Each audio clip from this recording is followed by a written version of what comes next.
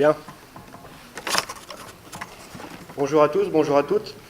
Avant de commencer cette présentation du programme présidentiel de François Fillon, j'aimerais débuter par des remerciements à tous ceux qui ont contribué à l'organisation de cet événement. J'aimerais commencer par le vice-procureur du MGIMO, M. Malguin, qui nous a reçus avec un accueil des plus chaleureux. J'aimerais également remercier M. Ogoroudov, qui est en charge du département français et qui vous assure aujourd'hui une traduction dans vos oreilles digne du prestigieux institut dans lequel nous nous trouvons. J'aimerais aussi remercier l'amicale française du MGIMO et son président, Solal Kapelian, avec qui nous avons collaboré d'une manière très efficace dans l'organisation de cet événement, et également le groupe Jeunes Républicains, plus particulièrement Julie Battigne, Richard Sourdeau et Yoni Ascola. C'est une équipe chez les Jeunes Républicains en Russie qui est dynamique, dans laquelle les forces de conviction et convivialité font la paire. Quelques mots maintenant sur les intervenants qui vont intervenir devant vous aujourd'hui.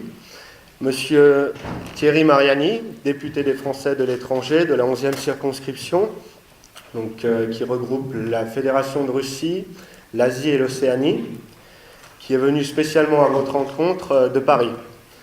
Alexis Tarad également, le délégué Les Républicains en Russie, qui fait un travail formidable dans la restructuration de la cellule Les Républicains en Russie. Alexandre Stefanescu, auteur du livre Un printemps russe, responsable média chez Les Républicains Russie, qui abordera avec vous les questions relatives à la famille du programme de François Fillon. Monsieur Moreau Xavier, également responsable média chez Les Républicains Russie, qui abordera avec vous les thématiques liées à la sécurité, auteur du livre formidable « Ukraine, pourquoi la France s'est trompée », ainsi qu'Emmanuel Kiday, qui présentera le comité de soutien de François Fillon, dont il a la présidence. Alors pour commencer, je souhaiterais vous dire que je suis absolument ravi de voir un auditoire aussi plein et que vous ayez fait la démarche de venir assister à cette intervention, ce qui tient à montrer que la récente odieuse et infâme campagne médiatique qui était dirigée contre la personne de François Fillon s'est avérée vaine et sans réelle influence sur la campagne présidentielle qu'il est en train de mener.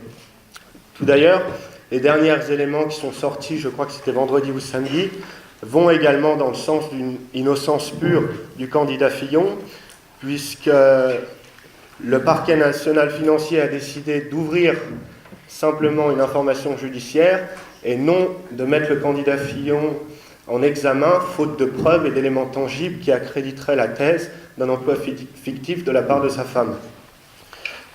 Cette affaire, elle soulève également des questions plus profondes, peut-être sous-jacentes, latentes, qui sont l'indépendance de la justice en France. On peut se poser cette question, notamment quand on sait que le parquet national financier est dirigé par une femme qui a été proposée à l'époque par Madame Taubira, ancienne ministre de la Justice sous la présidence Hollande. Je suis également plus que ravi de voir le nombre d'étudiants russes présents dans la salle, car il faut comprendre, et je pense que c'est important, que le candidat Fillon, c'est le candidat pour une reprise à la normale de relations bilatérales entre la France et la Russie. Nous sommes tous dans cette salle, nous avons tous deux pays dans le cœur, la France et la Russie. Et nous pouvons seulement être plus qu'attristés et peinés de la tournure qu'ont prise les relations entre la France et la Russie après 5 années de hollandisme, des relations politiques qui ne reflètent pas la réalité des relations économiques, qui sont bien plus fortes. La France reste le premier investisseur étranger en Russie devant la Chine et le premier employeur étranger en Russie, avec des success stories que vous connaissez tous, notamment de grands groupes français en Russie. Je pense à Auchan, Decathlon ou Leroy Merlin. Finalement, c'est cette approche simpliste vis-à-vis de la Russie qu'il faut désormais corriger, et François Fillon est selon moi le seul candidat plausible et capable de reconstruire l'amitié historique qu'il existe entre notre peuple. Je vous remercie de votre attention. Je laisse désormais la parole à Alexis Tarad, délégué Les Républicains russes.